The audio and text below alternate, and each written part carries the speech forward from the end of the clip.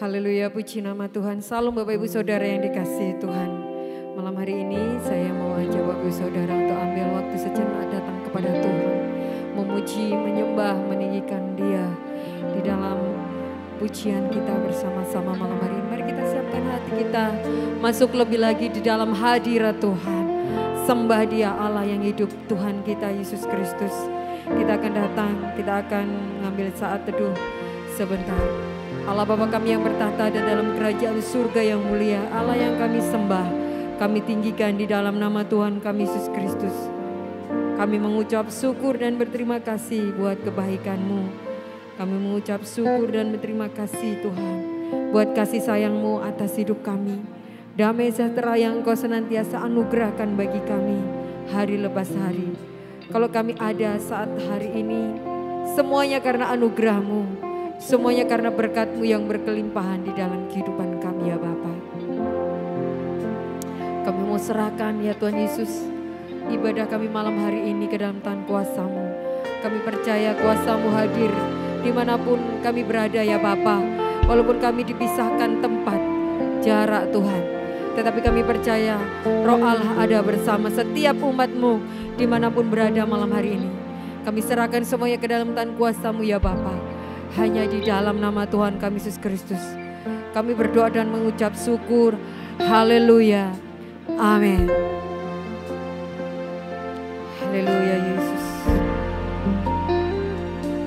Kami mau sembah Kau. Penuhi hatiku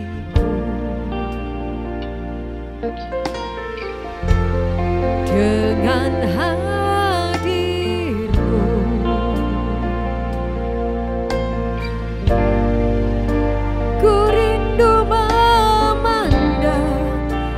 wajah-Mu oh Tuhan di tempat kudus-Mu sekarang. Bawa ku dekat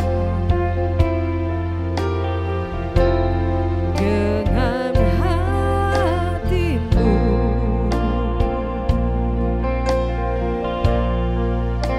Ku rindu suara-Mu oh Tuhan di tempat kudus-Mu sekarang.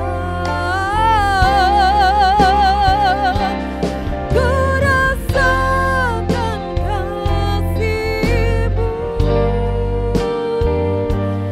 dan indahnya kekudusan-Mu. Penuhi dengan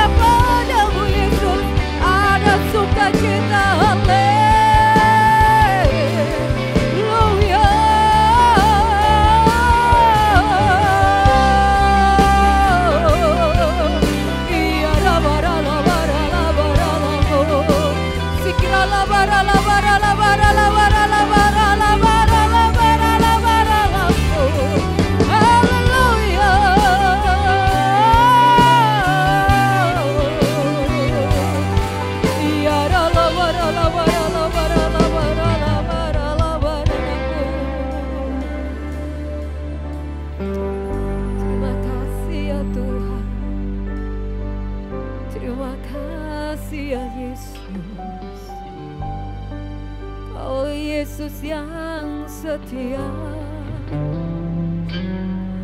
Kau selalu setia, Kau mengasihi kami Tuhan. Haleluya.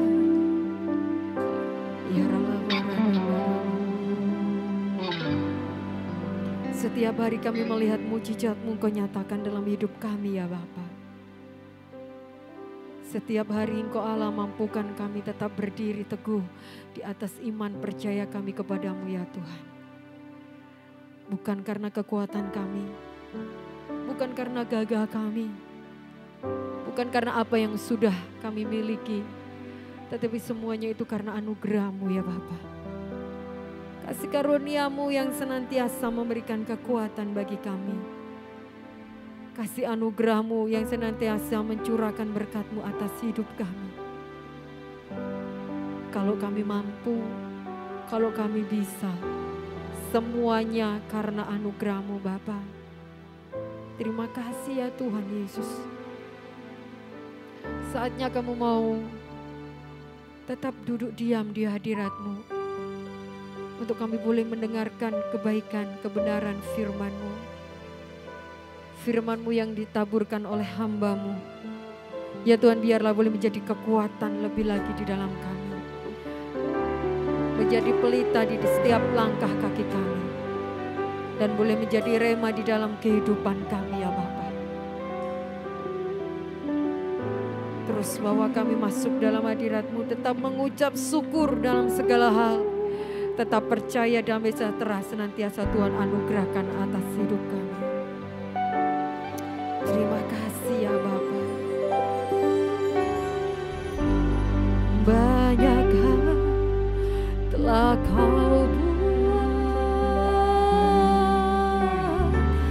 di dalam hidupku. Rancangan indah-Mu terjadi di hidupku. Bapa yang mengerti segala yang ku perlu. Kasih-Mu sempurna nyata dalam hidupku. Ku bersyukur Bapa, ku bersyukur Tuhan buat kasih setia-Mu di dalam hidupku. Ku bersyukur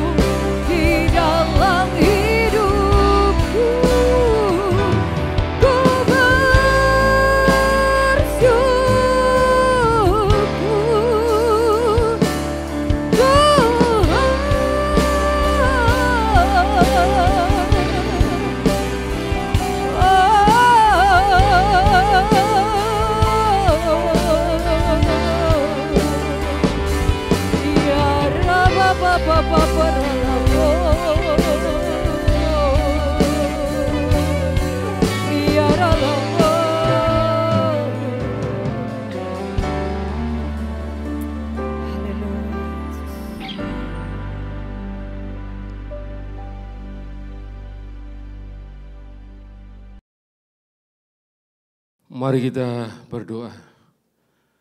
Allah Bapa kami yang kami sembah di dalam nama Tuhan Yesus Kristus, Tuhan kami bersyukur kalau malam hari ini Tuhan, Engkau perkenankan kami untuk datang di ibadah malam hari ini dengan keadaan sehat dan selamat. Dan sebentar kami akan menikmati kebenaran firman-Mu Tuhan. Urapi setiap kami sehingga dengan kuasa Roh Kudus-Mu memampukan kami untuk mengerti dan mengetahui isi hati Tuhan. Dan berbicaralah kepada khususnya hamba-Mu yang menyampaikan kebenaran firman-Mu, pakai hamba-Mu dengan hikmat marifat surgawi sehingga apa yang tersampaikan biarlah semuanya dari pimpinan Roh Kudus yang ada dalam diri hamba-Mu. Di dalam nama Tuhan Yesus Kristus kami mau belajar firman-Mu. Haleluya, amin. Salam sejahtera untuk kita semua. Puji Tuhan. Kalau malam hari ini kita kembali berkesempatan untuk bisa datang di ibadah Lamongan Blessing, kita percaya semuanya karena kasih anugerah Tuhan dalam kehidupan kita bersama-sama. Amin. Saudaraku yang dikasihi oleh Tuhan, untuk orang bisa mengerti dan tahu tentang sesuatu apapun itu, dibutuhkan yang namanya penjelasan. Dari penjelasan itu, bisa orang mengerti tentang sesuatu yang harus dilakukan dan apa yang harus dihindari. Penjelasan bisa berupa petunjuk, arahan, nasihat, sekaligus teguran dan peringatan. Misal, kita ingin beli satu sepeda motor, kita datang ke dealer. Saya percaya pihak dealer akan menjelaskan sepeda motor yang kita inginkan dengan penjelasan yang detail, mungkin mengenai kekuatan mesin, mungkin mengenai yang lain-lain dan sebagainya, yang jelas pihak dealer akan menjelaskan sepeda motor yang kita inginkan itu dengan adanya arahan, petunjuk, bahkan mungkin peringatan supaya kita di dalam memiliki sepeda motor itu bisa awet dan sebagainya. Jadi, untuk hal yang dunia saja, supaya bisa tahu dan mengerti tentang sesuatu dibutuhkan penjelasan. Dan masalah rohani juga hampir sama dengan masalah sekuler, yaitu tentang pengirian kita kepada Tuhan. Dalam pengirian kita kepada Tuhan tentunya ada nasihat, ada petunjuk, ada arahan, bahkan ada peringatan sekaligus dikatakan ada sanksi. Dan di dalam semuanya itu kita bisa melihat apa yang nama sanksi, arahan dan petunjuk itu ada di dalam kitab suci yang kita miliki, yaitu Alkitab, saudaraku. Malam hari ini saya akan membawa kita ke dalam satu renungan firman Tuhan yang saya beri judul, ayo mari mengerti kitab suci. Dan nasnya diambil dari kitab Yohanes pasal 20 ayat yang ke-9. Yohanes pasal 20 ayat 9 berkata demikian. Sebab selama itu mereka belum mengerti isi kitab suci yang mengatakan bahwa ia harus bangkit dari antara orang mati. Kalau saya bacakan secara bahasa sehari-hari bahwa yang dikatakan selama itu mereka ini yang dimaksud adalah para murid. Selama mereka ada bersama Yesus, berkumpul dengan Yesus, menyaksikan dan langsung ada dengan Yesus pada saat itu, ternyata mereka belum mengerti kitab suci. Kitab suci yang dimaksud di sini adalah segala sesuatu arahan dan nasihat yang sudah disampaikan oleh Yesus dan tertulis dalam kitab suci. Dan kita tahu hal yang terpenting pada saat Yesus memberikan sesuatu nasihat dan peringatan kepada para murid waktu itu, ini sesuatu yang hampir bahkan dikatakan menjadi mereka tidak mengerti. Mereka tidak mengerti karena ada alasan secara manusia yang mungkin menurut mereka bahwa pesan yang disampaikan oleh Yesus itu adalah pesan yang tidak mungkin menurut akal mereka. Apa pesan yang sudah Tuhan Yesus katakan kepada para murid pada waktu itu? Di Yohanes 20 ayat 9 ayat 20 ini berbicara tentang kebangkitan Yesus. Jadi ternyata masalah kebangkitan Yesus yang notabene Tuhan Yesus sudah memberikan penjelasan pada mereka pada saat ada bersama-sama dengan para murid waktu itu. Dengan jelas, dengan gamblang, dan pada saat menjelaskan pun Tuhan Yesus tidak tersembunyi atau karena kesibukannya melayani sehingga ketika menyampaikan murid-muridnya tidak jelas. Tetapi dengan jelas sekali Tuhan Yesus menyatakan tentang hal-hal yang akan dialami, yaitu tentang kematiannya dan kebangkitannya pada hari yang ketiga. Ketidakmengertian itu bisa kita buktikan dari ayat-ayat yang berikut ini.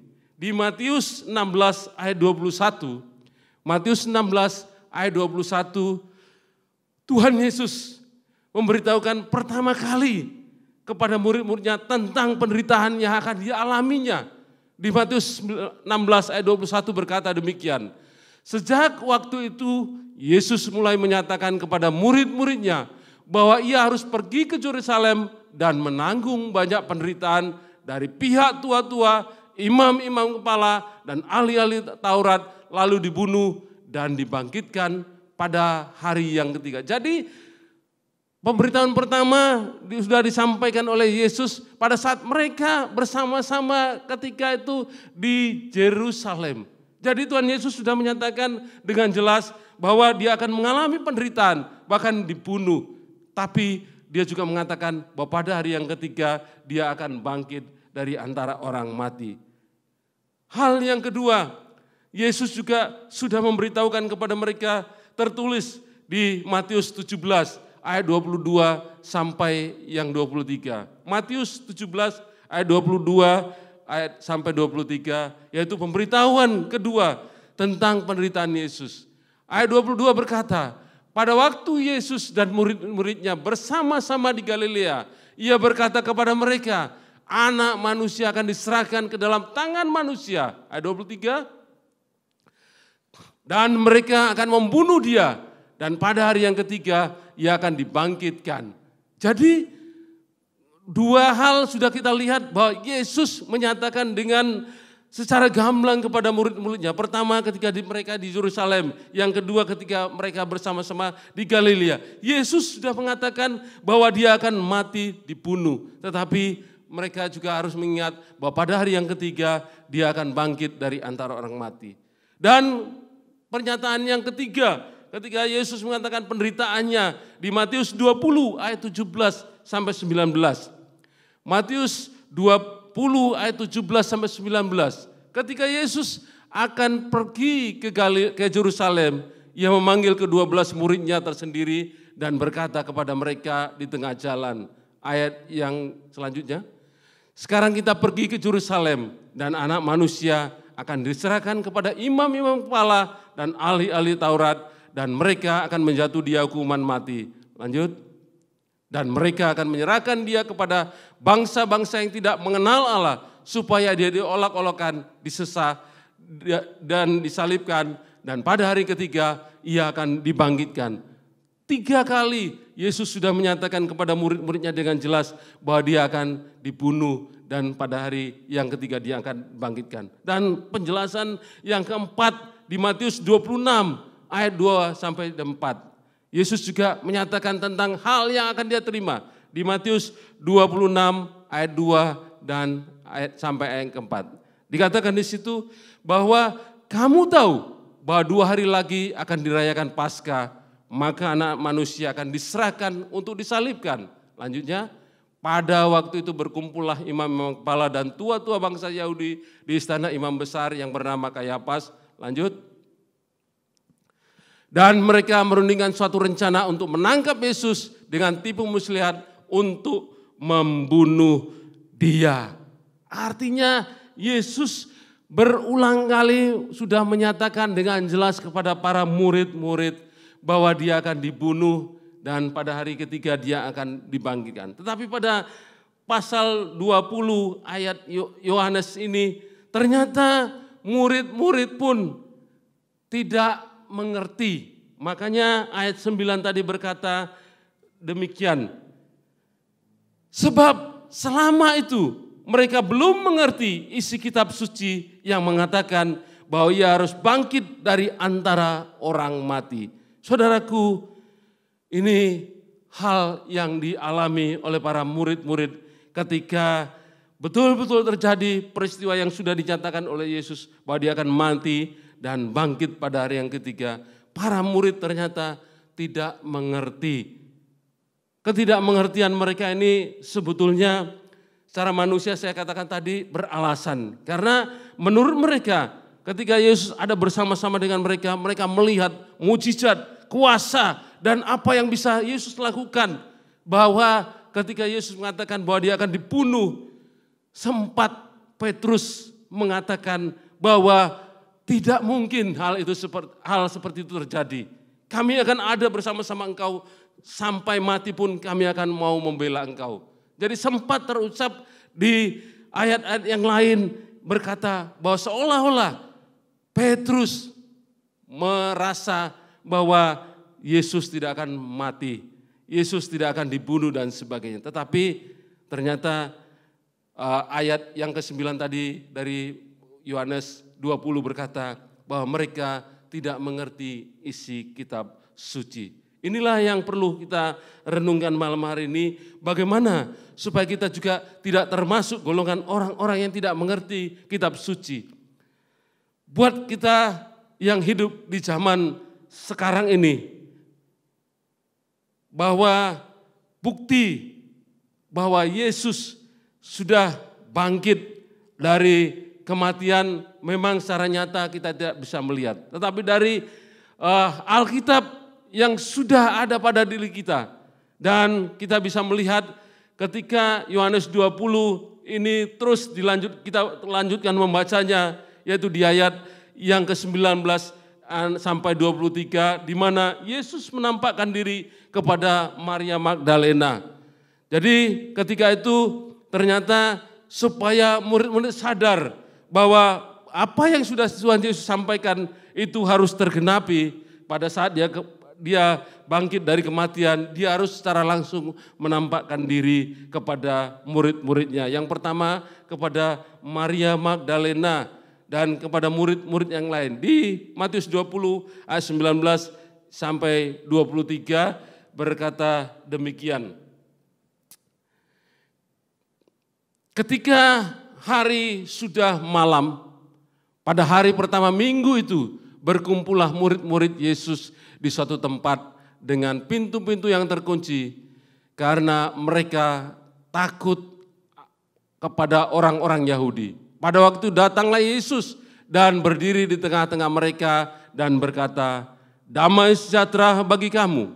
Lanjutnya, dan sesudah berkata demikian, ia menunjukkan tangannya dan lambungnya kepada mereka. Murid-murid itu bersukacita ketika mereka melihat Tuhan.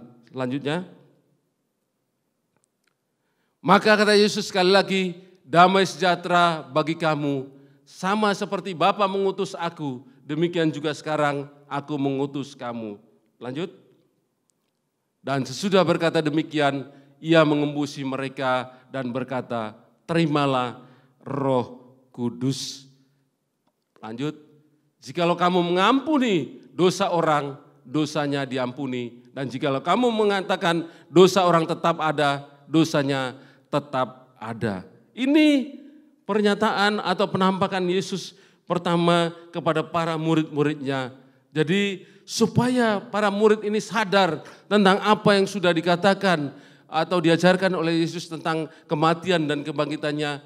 Di sini baru mereka sadar. Dan yang paling istilahnya kata-kata yang bisa kita katakan kebacut atau orang yang tidak mau mengerti sama sekali adalah Thomas, saudaraku. Ketika di ayat 24 dari Yohanes 20 ini bahwa dikatakan di situ, tetapi Thomas, seorang dari ke-12 murid itu yang disebut Didimus, tidak ada bersama-sama mereka ketika Yesus datang ke situ. Ayat selanjutnya. Maka kata murid-muridnya yang lain itu kepadanya, kami telah melihat Tuhan. Tetapi Thomas berkata kepada mereka, sebelum aku melihat bekas paku pada tangannya, dan sebelum aku mencucukkan jariku ke dalam bekas paku itu, dan mencucukkan tanganku ke dalam lambungnya, sekali-kali aku tidak percaya. Lanjut. Kemudian ia berkata kepada Thomas, taruhlah jarimu di sini dan lihatlah tanganku. Ulurkanlah tanganmu dan cucukkanlah ke dalam lambungku dan jangan engkau tidak percaya lagi, melainkan percayalah. Lanjut.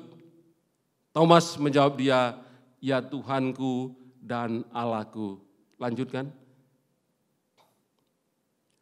Atau ya sampai di situ tentang penampakan Yesus kepada Thomas. Jadi ketika Thomas berkata kepada murid-murid yang sudah melihat langsung Yesus datang kepada mereka, Thomas dengan gagah berani mengatakan, aku tidak akan percaya sebelum aku melihat langsung tanda lubang di tangannya dan tanda tusukan yang ada di lambungnya. Saudaraku, ternyata untuk bisa mengerti dan memahami tentang kitab suci tidak segampang yang kita duga. Artinya itu butuh satu penjelasan, butuh satu kemauan daripada diri kita sendiri untuk kita bisa mengerti. Dan pertanyaannya sekarang, kalau para murid-murid yang ada bersama-sama dengan Yesus pada saat hidupnya sudah dijelaskan tentang isi kitab suci yang antara lain berkata tentang adanya bahwa Yesus akan dibunuh dan mati, disalibkan, dan pada hari yang ketiga dia bangkit dari antara orang mati. Para murid-murid dikatakan di pasal 20 ayat 9 belum mengerti isi kitab suci. Lalu bagaimana dengan kita yang hidup di zaman anugerah sekarang ini? Bisakah kita juga mengerti sepenuhnya tentang isi kitab suci? Ini yang menjadi renungan atau supaya kita bisa berkaca atau introspeksi diri kita. Sebetulnya kita ini sudah mengerti kitab suci atau belumkah? Mungkin menurut kita, loh saya sudah Pak, ya. Saya sudah mengerti, lah buktinya mana? Saya setiap hari Minggu ke gereja, di dalam perayaan-perayaan, peringatan-peringatan tentang kematian, kebangkitan, dan pencurahan Roh Kudus, dan sebagainya, saya hadir dalam ibadah.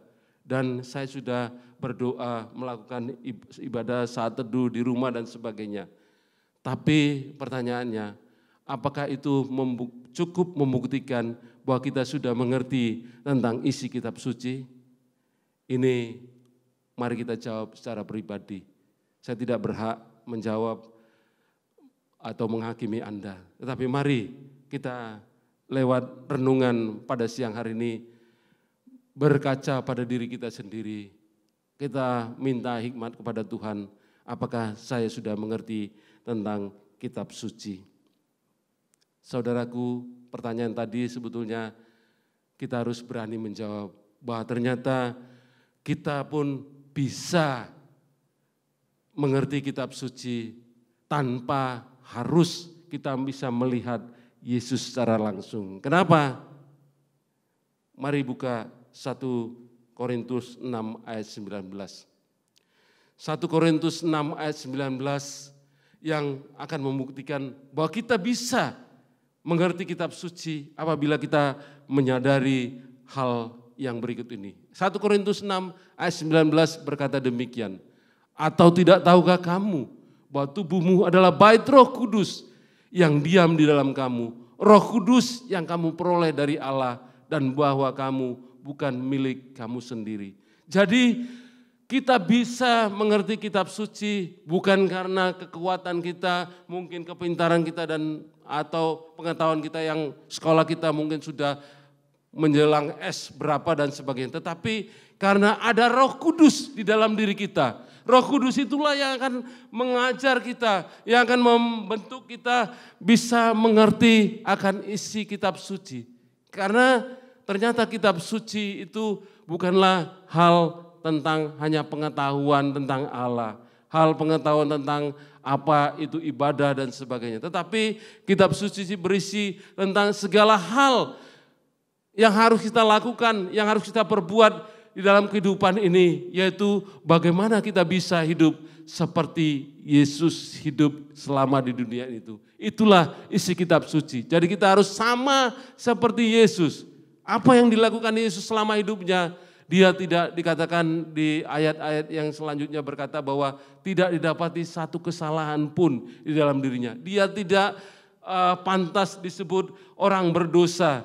Dia adalah Allah, jadi tidak berkesalahan. Jadi supaya kita bisa mengerti kitab suci, hanya satu sarananya, yaitu kita di dalam diri kita ada Roh Kudus.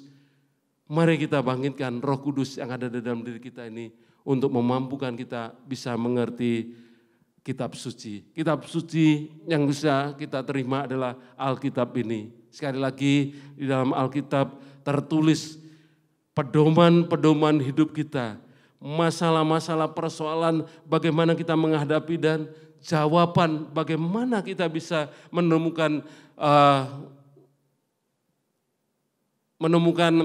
jawaban atau bisa kita hidup sesuai dengan kehendak Allah. Di Alkitab ini tertulis dan sangat jelas. Tinggal sekali lagi bukan perkara Alkitabnya yang tidak bisa menjelaskan kepada kita. Tetapi kalau kita hanya mengandalkan kepada kepintaran kita, kita hanya mungkin bisa mengetahui bahwa Allah itu besar, Allah itu dahsyat, sebatas pengetahuan.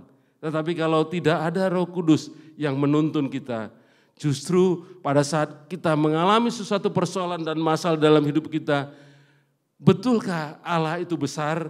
Disitulah peran Roh Kudus yang akan membantu kita bahwa benar apa Alkitab katakan bahwa Allah itu dahsyat, Allah itu besar. Ketika kita menghadapi masalah, kita bisa kuat, kita bisa tetap yakin, percaya kepada janji-janji firman Tuhan.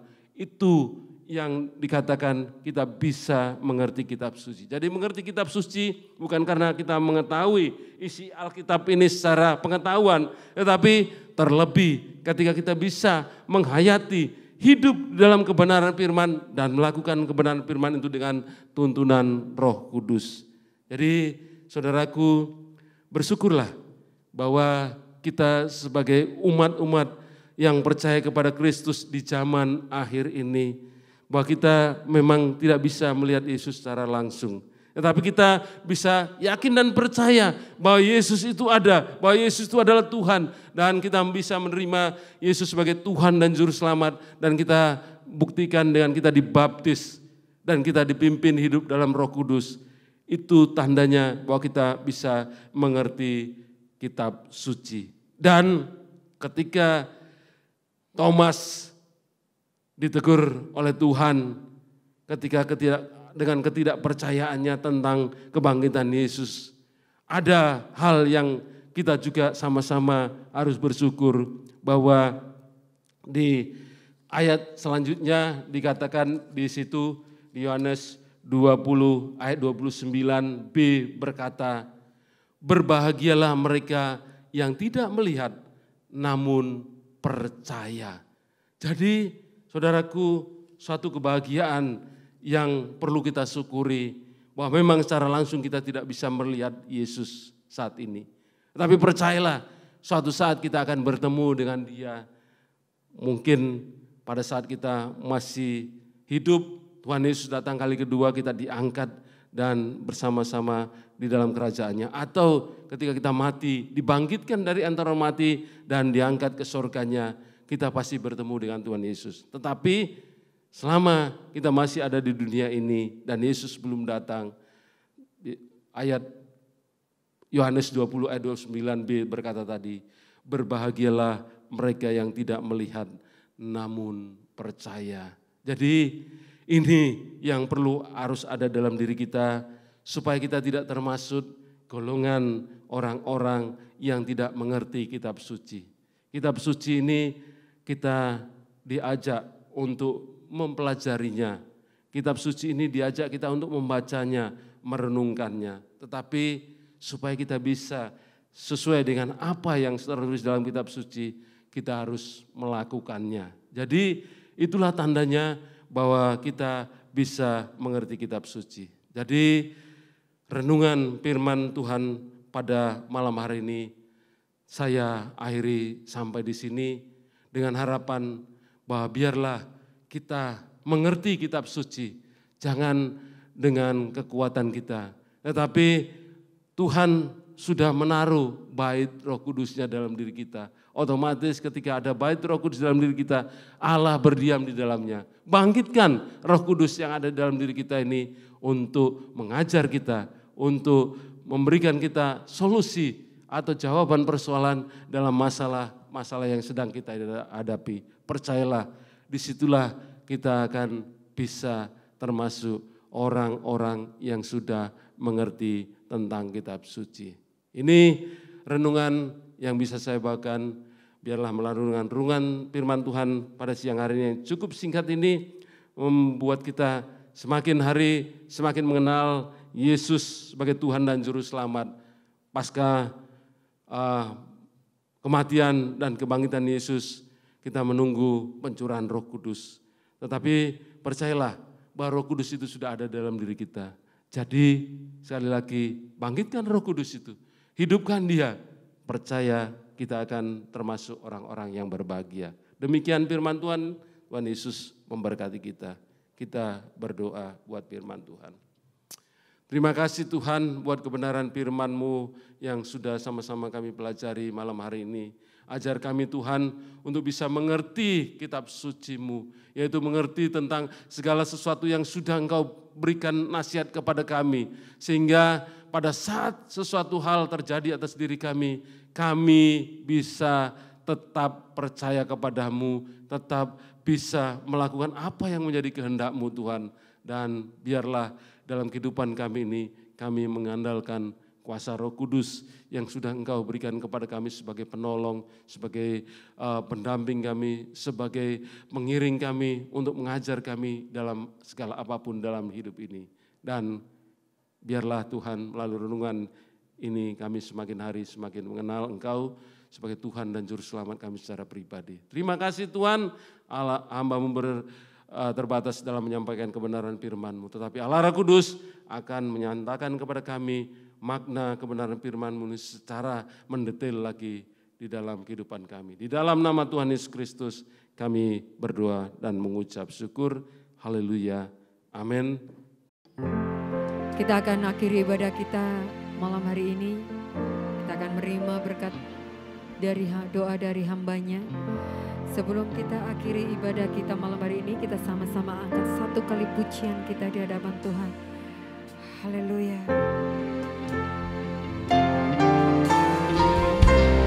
Ku bersyukur padamu Tuhan, buat kasih setiamu di dalam hidupku.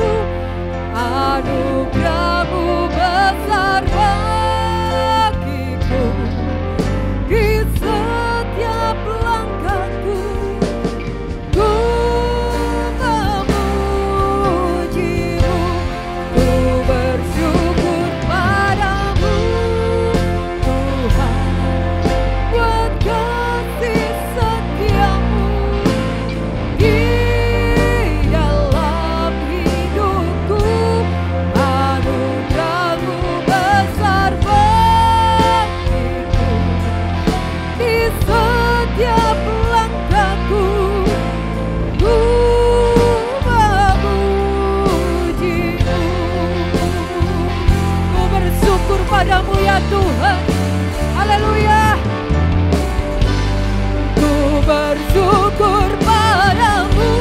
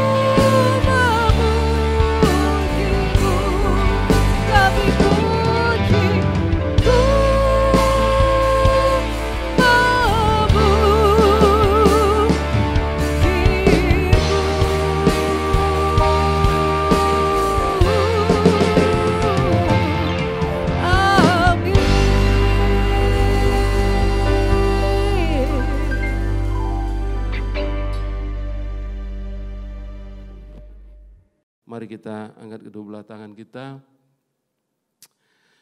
Biarlah damai sejahtera yang daripada Allah Bapa di surga, cinta kasih yang daripada Tuhan Yesus Kristus dan persekutuan di dalam nama nama Roh Kudus kiranya memberkati kita mulai hari ini sampai selama-lamanya di dalam nama Tuhan Yesus Kristus. Semua kita yang sudah diberkati Tuhan berkata, amin. Tuhan Yesus memberkati kita.